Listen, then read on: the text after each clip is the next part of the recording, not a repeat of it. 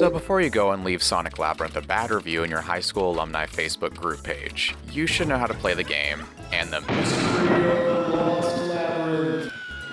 This video will teach you all the ins and outs of playing Sonic Labyrinth so you can actually give it a fair shot.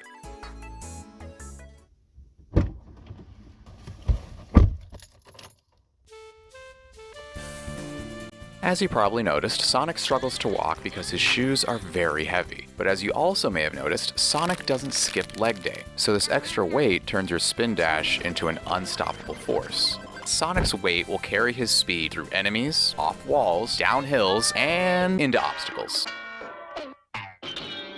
Holding down your spin dash button will give you different powered shots, so don't worry about pressing the A button 73 times every second in order to get the best possible dash. But stopping can be a bit tricky. You can uncurl at any point while rolling, but this causes you to slide. You don't want this. Sliding makes you vulnerable and you can't change direction until you're done sliding. But if you slide directly into a wall, it will stop you immediately and cancel the slide. If you hit the wall at an angle, you will slide along the wall instead. This is awesome for entering doors because it makes aiming a lot easier, but you still need to watch out for enemies. Beating stages in Sonic Labyrinth is a lot like beating stages in Sonic 3D Blast, but instead of grabbing 5 flickies to move on, you only need 3 keys. As a bonus, the keys don't run away from you. But just because progression is easier doesn't mean you won't still get lost. Sonic Labyrinth gives you a map that you can use every time you pause. While viewing the map, everything turns invisible, so you can't use it for looking at keys, but if you've been everywhere else and still can't find one, you can use the map to find where you've never been before, and take a pretty good guess. Or that's at least what the game wants you to do.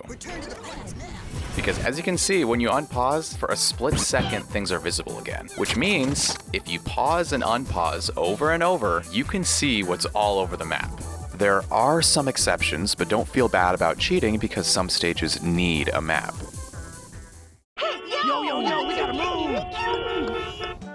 If you haven't noticed the death clock yet, each labyrinth only gives you a set amount of time to get out. Taking damage also cuts your time, but don't panic, you can fill this right back up. The first time you grab a key, the game will award you with some extra time.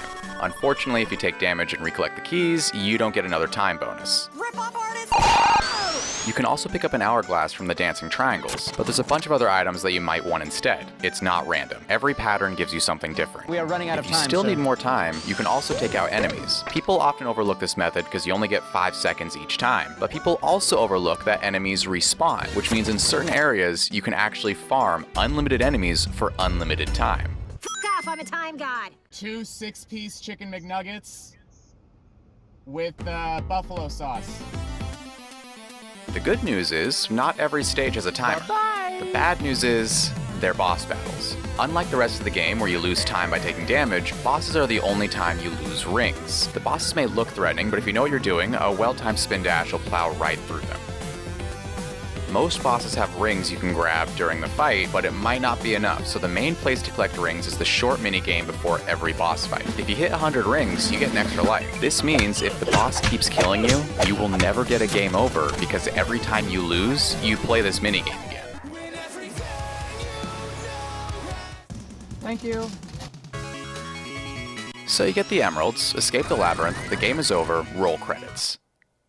Yeah, so if it wasn't obvious, there's something else. Towards the end of the credits, the game will say 1 and 2 and right key in zone 2-3, Fuji 1, go. This won't get you 3rd place in your preschool's poetry competition, but this is supposed to be instructions on getting the true ending of the game. The Game Gear was invented before the alphabet, so there was no A and B. Instead, there were just buttons 1 and 2. Right key is obviously the right button, and Zone 2-3 means Labyrinth of the Sea, Act 3. Fuji 1 Go is meant to direct you to this thing, where if you squint, close one eye, tilt your head, and close your other eye, it might almost look like... When entering it, if you hold right and 1 and 2, instead of being taken here, you get shot over here. This is a switch to unlock the bonus door, which is all the way down here. This is a bonus stage where you can collect as many rings as you can within the time limit. You can usually get a lot of extra lives here, as each ring is actually a stack of 25. If you don't get them all on the first go, you can reopen the bonus stage and pick up any you missed. There isn't a bonus for getting every ring though, so this is just if you want the extra lives. Just for getting to the bonus stage, you are given another Chaos Emerald. So now if you finish the game, you get to see the true ending. SEGA officially calling Sonic Labyrinth the perfect game. I'm better than you!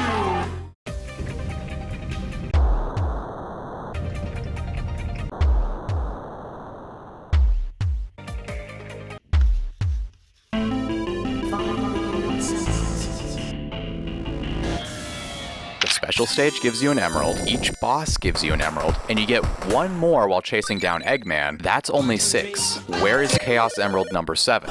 I know, 6 emeralds, big deal. Why is it weird for Sonic Labyrinth to only have 6? Well, not only did Sonic Labyrinth come out after all these games, and after 7 emeralds had become the norm, the manual actually says there are 2 special stage doors, not just 1. So, with this missing special stage, that would put us at all 7. The question now is, where is the other door? And the answer is, I don't know yet. But this missing special stage door isn't the only mystery of Sonic Labyrinth, and I'm willing to bet they're connected, somehow. Act 2 in Labyrinth of the Castle has a very special mechanic. It's the only stage in the game where after you finish, the camera will move. In this case, it moves to focus on a clock.